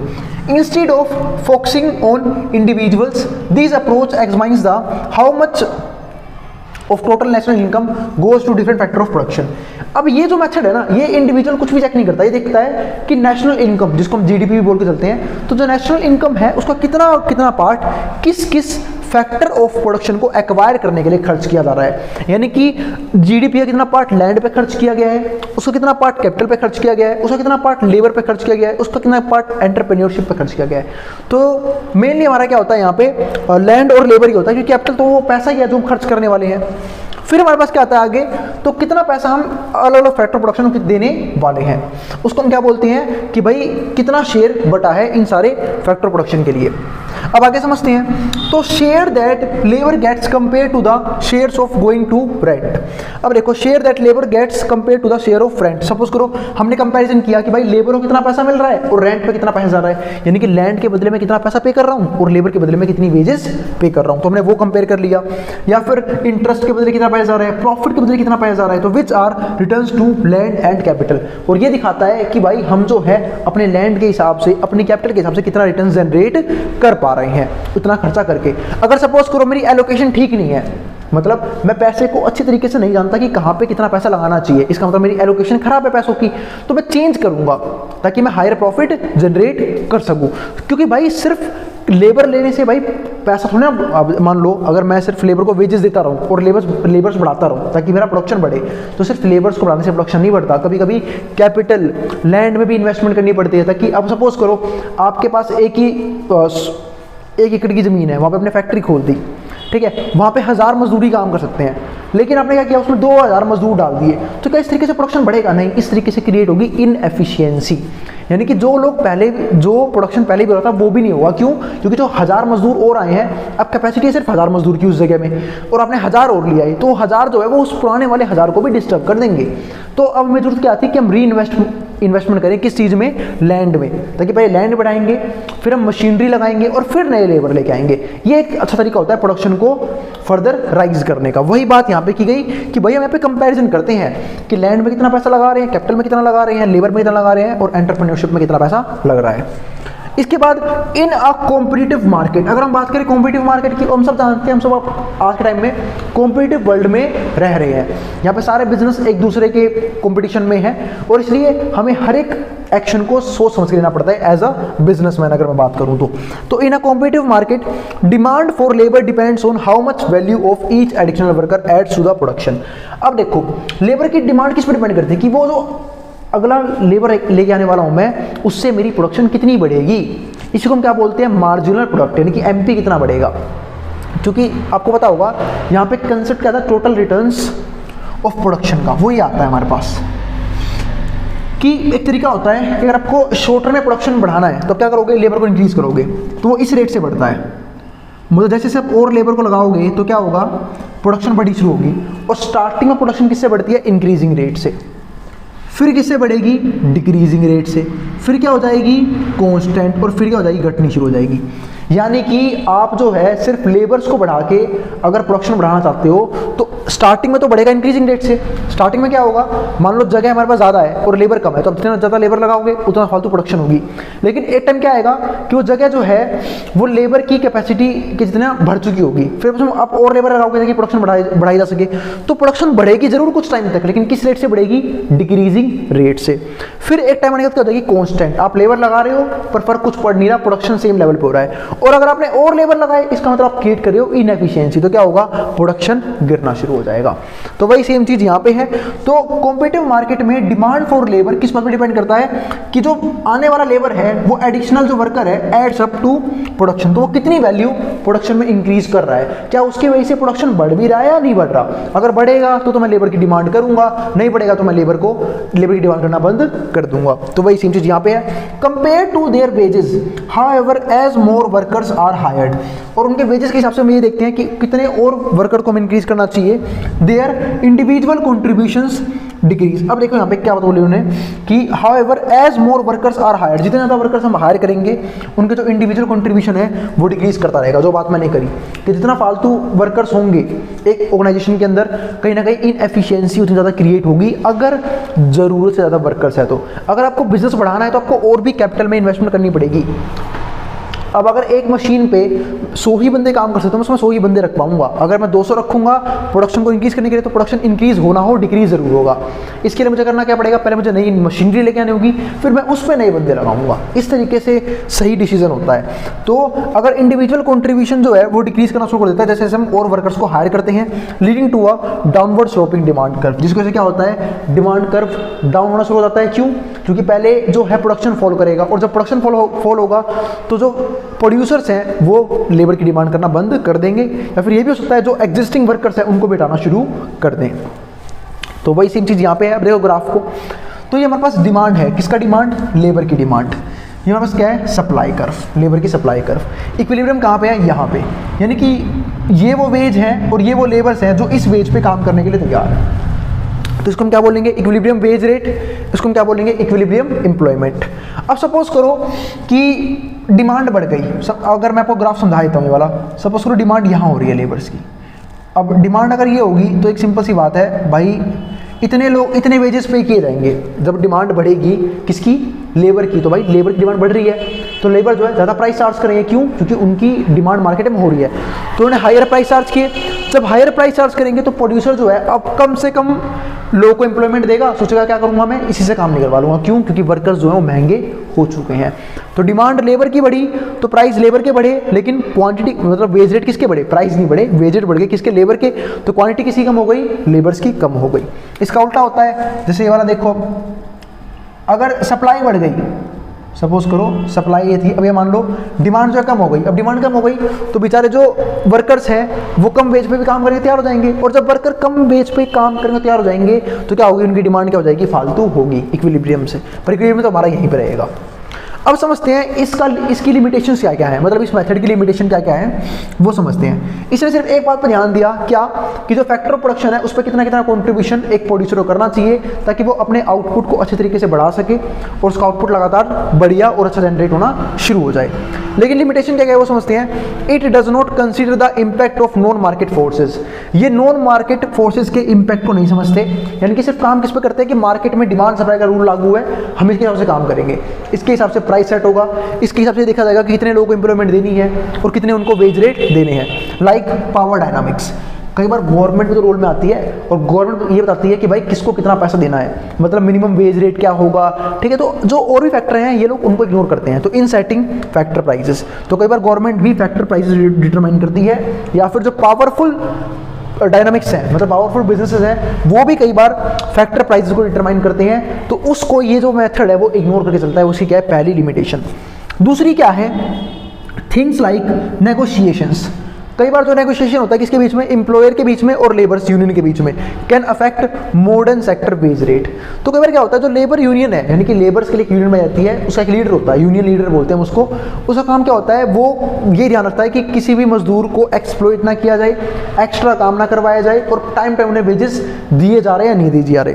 तो वो लोग करते क्या है, वो एम्प्लॉयर और जो क्या नाम है लेबर, उनके बीच में नेगोशिएशन करवाते हैं कि भाई किस प्राइस पे एम्प्लॉयर और एम्प्लॉय दोनों ही तैयार बैठे हैं ताकि दोनों का ही नुकसान ना हो, ना एम्प्लॉयर का नुकसान हो ना ही लेबर को फालतू नुकसान हो। तो ये दोनों के बीच में तालमेल बिठाने का काम करते हैं। जो भी एक दूसरा फैक्टर है जहां पे डिमांड सप्लाई फेल होती है और ये दोनों मिलकर क्या करते हैं? एक अच्छा वेज रेट चूज करते हैं।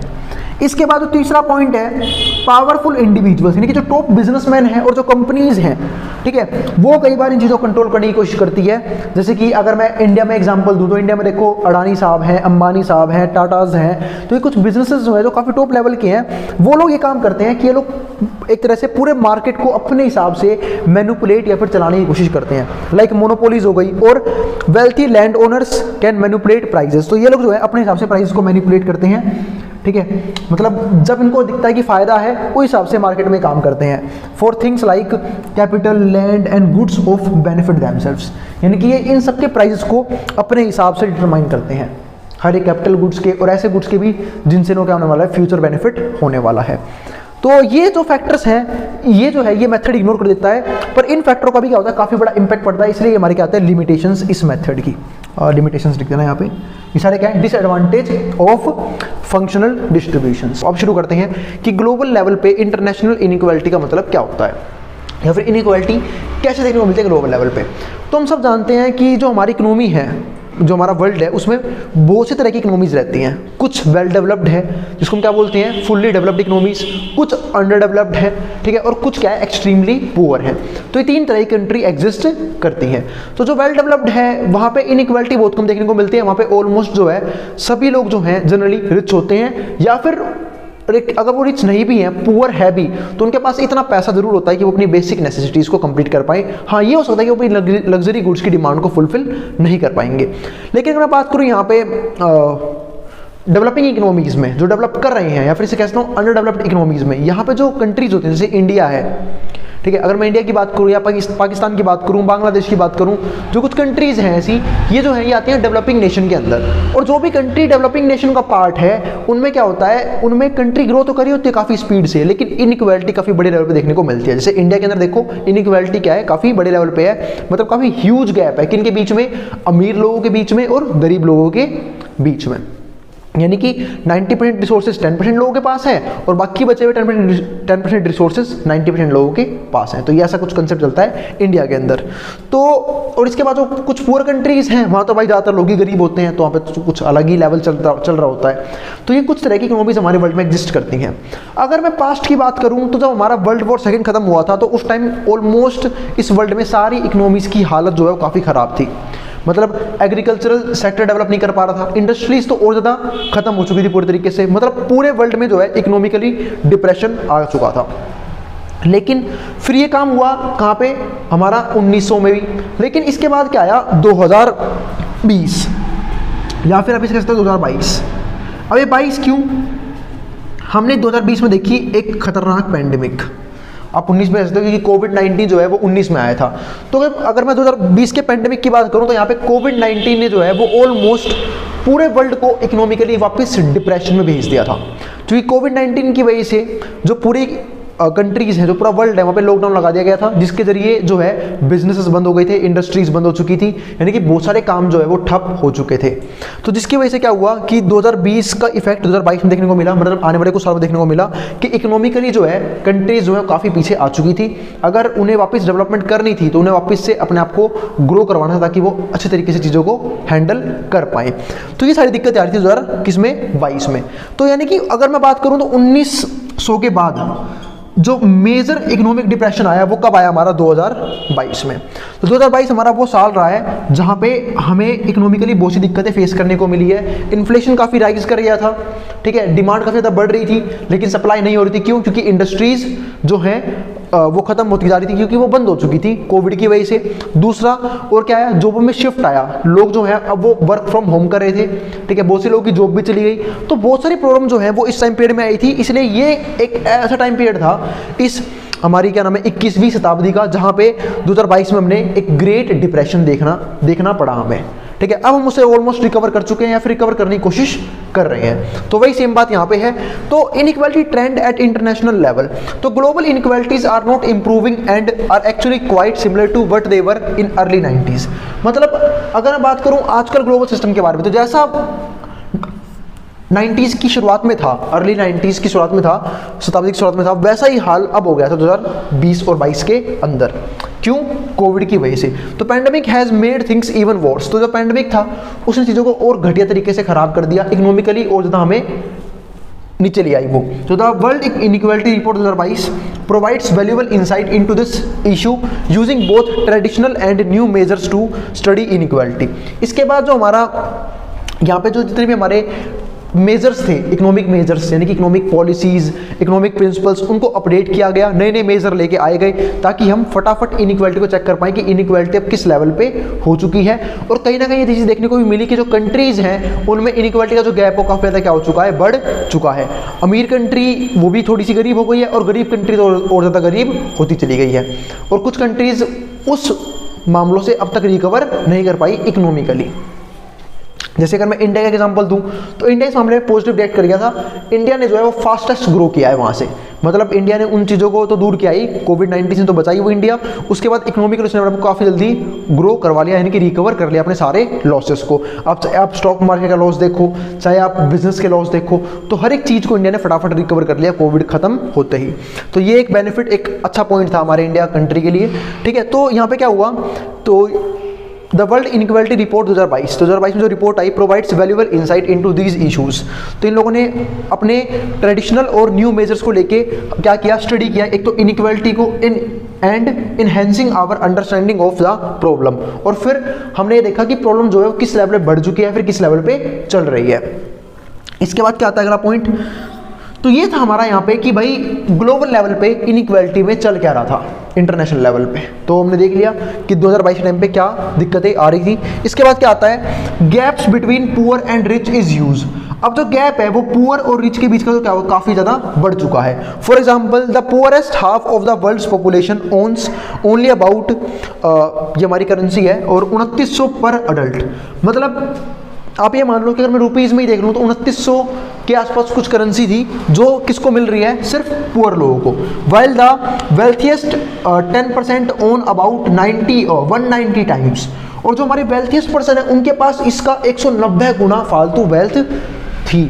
मतलब उनके सोच के देखो कितना डिफरेंस है। सपोज करो मैं आपको एग्जांपल देता हूँ, किसी की इनकम सपोज करो 50,000 है, ठीक है, और किसी की इनकम इसका 119 गुना है, यानी कि 190 टाइम्स। तो कितना ह्यूज गैप है किनके बीच में, जो पुअर पीपल है उनके बीच में और जो वेल्थिएस्ट पीपल है उनके बीच में।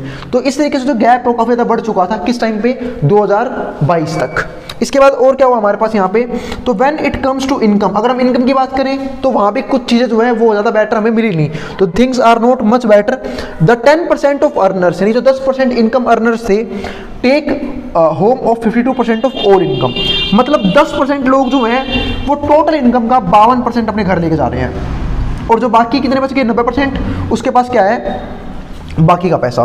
तो living just 8.5% for poorest half of the population. और गरीब लोगों के पास तो भी कम पैसा बच रहा है क्योंकि उनके पास और इनकम के सोर्सेज नहीं थे। यानी कि जिन्होंने मल्टीपल सोर्सेज डेवलप कर रखे थे, यानी कि जो मल्टीपल तरीके से इनकम जनरेट कर रहे थे, तो वो मार्केट से ज़्यादातर पैसा अपने घर लेके जाते थे, और जो बेचारे पुअर लोग बच के उनके पास बहुत कम पैसा होता था कंज्यूम करने के लिए। तो ये सारी दिक्कतें आ रही थी किनके साथ, यहाँ पे अमीरों के और गरीबों के बीच में। और खासकर गरीबों को, अमीरों क्या दिक्कत आएंगी क्योंकि अमीरों के पास पहले ही well developed sources of income थे। इसके बाद हमारा अगला पॉइंट क्या आएगा वो देखते हैं। तो यहाँ पे हमने देखा कि इनइक्वालिटी जो है वो फिर से क्रिएट हो गई थी कोविड-19 की वजह से, यानी कि पैंडेमिक की वजह से, और इसने इस सिचुएशन को और गंदी तरीके से खराब कर दिया। जो अमीर लोग थे, ठीक है, वो तो और अमीर होते चले गए, और जो बेचारे गरीब लोग थे वो ज़्यादा क्या हो गए थे, गरीब हो गए थे, क्योंकि अमीर लोगों ने अपने बिजनेस जो है वो वेल डेवलप्ड क्या करके थे, सेटल कर रखे थे। लेकिन जो गरीब लोग जिनकी जॉब चली गई, ठीक है, उन्हें क्या हो गई, और ज़्यादा प्रॉब्लम आ गई अपने आप को इकोनॉमी उस डिप्रेशन से बाहर लेके आने में। इसके बाद क्या आता है हमारे पास अगला पॉइंट, तो world inequality report 2022 introduces 2 new measures. इन लोगों ने 2 नए मेजर निकाले, एक तो इकोलॉजिकल एंड जेंडर इनइक्वालिटी, कि भाई एक तो इकोलॉजिकल लेवल पे क्या हो रहा है और जेंडर इनइक्वालिटी क्या हो रहा है। तो the ecological measure examines carbon dioxide emission based on income levels. अब हमने एक चीज देखी, जहां पे हमने ये बात करी थी कि जो डेवलपमेंट है वो बहुत ज्यादा जरूरी है, पर हमने एक बात की सस्टेनेबल डेवलपमेंट के बारे में, और हमने यहाँ पे क्या देखा कि जो ग्रोथ की वजह से ना, मतलब हमने क्या देखा इकोलॉजिकल लेवल पे क्या क्या इनइक्वालिटीज आ रही है। यानी कि हम लोग ग्रोथ तो कर रहे हैं, डेवलपमेंट तो कर रहे हैं, लेकिन उसकी एक दिक्कत क्या हो रही है, पोल्यूशन लगातार बढ़ रहा है उसकी वजह से, चाहे वो एयर पोल्यूशन हो, वाटर पोल्यूशन हो, नॉइस पोल्यूशन हो। तो इसी की वजह से क्या हो रहा है, जो कार्बन डाइऑक्साइड है उसका एमिशन जो है वो बड़े लेवल पे हो रहा है, डोमेस्टिक लेवल में भी और इंडस्ट्रीज लेवल पे भी। तो जिसकी वजह से क्या हो रहा है, लगातार इन्वायरमेंट में ग्लोबल वार्मिंग बढ़ रही है, जिसकी वजह से लगातार अर्थ का जो टेम्परेचर है वो राइज कर रहा है, और कहीं ना कहीं ये इतना हार्मफुल है कि अब देखो, अब जो गर्मियां हैं उनमें टेम्परेचर जो है 50 डिग्री सेल्सियस तक पहुंच जाता है, ठीक है, और ठंड नाम मात्र दिखती है हमें। अब देखो इस टाइम पे ऑलमोस्ट हमारा नवंबर खत्म होने को आ गया, दिसंबर आने वाला है, और दिल्ली में अब तक कुछ खास ठंड का अता पता है ही नहीं, ठीक है। तो वही सेम चीज है कि भाई जो कार्बन डाइऑक्साइड का एमिशन है उसके बढ़ने की वजह से लगातार पोल्यूशन बढ़ रहा है, टेम्परेचर बढ़ रहा है, ठीक है, और ग्लोबल वार्मिंग फटाफट बढ़ रही है। तो जिसकी वजह से इंपैक्ट जो है इन्वायरमेंट में बहुत हार्मफुल हो रहे हैं। तो उसको कंट्रोल करने के लिए ये मेजर निकाला गया था। दूसरा क्या आया, this reveals disparities not only between wealthy and poor countries. ये सिर्फ ये नहीं दिखा रहे कि कितना डिफरेंस है वेल्थिएस्ट और पुअर कंट्रीज में, but also return each country showing that we wealthiest individual contribute more to emissions. और ये भी दिखा रहे हैं कि जो वेल्थिएस्ट इंडिविजुअल्स हैं, यानी कि जो अमीर लोग हैं, वो इस कंट्रीब्यूशन में ज्यादा हिस्सा ले रहे हैं, क्योंकि ये सारा जो पोल्यूशन है, चाहे वो एयर का हो, चाहे वाटर का हो, चाहे नॉइस का हो, वो मोस्टली इंडस्ट्री का दिया हुआ है। और इंडस्ट्रीज रन कौन करते हैं, हमारे ये कुछ वेल्थिएस्ट पर्सन, यानी कि कुछ पावरफुल और वेल्थिएस्ट अमीर लोग, जिनकी वजह से सारी प्रॉब्लम हमें देखने को मिल रही हैं। और पर दिक्कत क्या है कि इसका इंपैक्ट सिर्फ अमीरों को तो होगा नहीं, क्योंकि अमीरों को और भी कम होगा इंपैक्ट, क्योंकि वो अपने घर में एयर प्योरीफायर लगवा लेंगे, और भी तरीके उनको बचने के। लेकिन उसका इंपैक्ट भुगतना किसको पड़ेगा, कहीं ना कहीं जो हमारे पुअर पीपल्स हैं, यानी कि जो गरीब लोग हैं या फिर जो मिडिल क्लास है। क्यों, क्योंकि उन्हें उसी इन्वायरमेंट में रह के काम करना होता है, और तो फिर क्या होगा, उनके ऊपर एक तगड़ा इंपैक्ट देखने को मिलेगा। जैसे फिलहाल आप दिल्ली के हाल देख लो, दिल्ली में पोल्यूशन इस लेवल पे आ चुका है कि भाई यहाँ पे स्कूल्स बंद हो चुके हैं, ठीक है, ऑनलाइन क्लासेस चालू कर दी गई हैं। तो ये सब इंपैक्ट क्यों हो रहे हैं, क्योंकि इनका एक मेन रीजन क्या है कि जो CFC कार्बन है, ठीक है, यानी कि जो व्हीकल्स हम रन करते हैं या फिर जो इंडस्ट्रीज जो पोल्यूशन करती हैं, इसकी वजह से जो पोल्यूशन का लेवल है वो क्या हो चुका है, हाईएस्ट हो चुका है दिल्ली के अंदर। तो यहाँ पे मतलब ऑलमोस्ट जो है हवा खराब हो चुकी है सिर्फ कार्बन के एमिशंस की वजह से। अब बात है जेंडर इनइक्वालिटी हम डिस्कस किया ही नहीं। जेंडर इनइक्वालिटी का मतलब क्या है कि यहाँ पे कि जो हमारे मेल फीमेल्स हैं उनको प्रॉपर जो है अधिकार नहीं दिए हुए हैं, अपॉर्चुनिटी नहीं दी हुई है, यानी कि वर्क परफॉर्मेंस के लेवल पे जो फीमेल्स को है उनको कम सैलरी दी जाती है और जो मेल्स हैं उनको क्या दी जाती है, ज़्यादा सैलरी मिलती है। तो ये भी क्या एक जेंडर इनइक्वालिटी है, जिसकी वजह से जो फीमेल्स हैं वो ज़्यादा रिच नहीं हो पाती, पर मेल्स के पास एक प्रॉपर अपॉर्चुनिटी होती है अपने आप को अमीर और वेल्थी क्रिएट करने की। और ऐसा सिर्फ एक इंडस्ट्री में नहीं है, ऐसा ऑलमोस्ट हर इंडस्ट्री में है। आप चाहे किसी भी इंडस्ट्री में देख लो, वहाँ पे as compare to female males को ज़्यादा सैलरी प्रोवाइड की जाती है, ज़्यादा पैसा मिलता है सेम काम करने का। तो ये भी क्या है, एक जेंडर इनइक्वालिटी। ठीक है, तो ये था हमारा आज का कंसेप्ट, जहाँ पे हमने ये देखा कि एक तो पहली बात इनइक्वालिटी ट्रेंड्स और एट इंटरनेशनल लेवल में क्या डिस्कशन करना था हमें। मतलब हमने ये देखा कि इंटरनेशनल लेवल पे जो इनइक्वालिटी है वो किस लेवल से हो रही है या फिर किस लेवल से फैल रही है, क्या इनइक्वालिटी है भी या नहीं है। तो हमने ये देखा कि इनइक्वालिटी जो है वो सिर्फ कंट्री लेवल पे ही नहीं देखने को मिलती, वो वर्ल्ड लेवल पे देखने को मिलती है। कुछ कंट्रीज कुछ ज़्यादा ही रिच हैं, जिनके पास क्या है सारे रिसोर्सेज अवेलेबल हैं, सारी की सारी अपॉर्चुनिटीज़ अवेलेबल हैं अपने काम करने के लिए। और कुछ कंट्रीज इतनी गरीब हैं जिनके पास ना तो प्रॉपर इंफ्रास्ट्रक्चर है, ना प्रॉपर हेल्थ केयर सिस्टम है, ना प्रॉपर एजुकेशन सिस्टम है, ना प्रॉपर पैसा है अपने आप को डेवलप करने के लिए, यानी कि रिसोर्सेज की बहुत ज़्यादा कमी है। तो यानी कि वर्ल्ड लेवल पे बड़े पैमाने में इनइक्वालिटी देखने को मिलती है। तो उम्मीद है आपको आज का कंसेप्ट समझ में आ गया होगा। फिर भी किसी भी तरह का डाउट रह जाए, किसी भी तरह की क्वेरी रह जाए, उसके लिए कमेंट बॉक्स में कमेंट कर देना, मैं उस क्वेरी को रिजॉल्व करने की पूरी कोशिश करूंगा। अब मिलेंगे अगली वीडियो में, जहाँ पे हम बात करेंगे इसके अगले कंसेप्ट के बारे में। अब जिसको जो उतार सकता है मैं बोर्ड के सामने से।